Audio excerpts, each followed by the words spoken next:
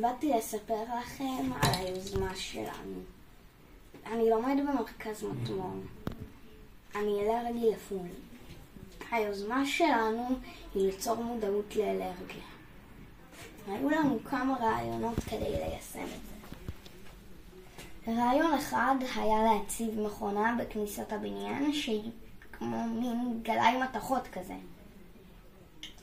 רעיון 2 היה להציב שומרים בכניסה לבניין שיבדקו בתיק שלך אם יש שם מאכלים אלרגניים או לא. רעיון 3 היה ליצור חדר בבניין שיהיה אפשר לאכול בו את המאכלים האלרגניים בלי לסכן אף אחד. בחרנו ברעיון השלישי.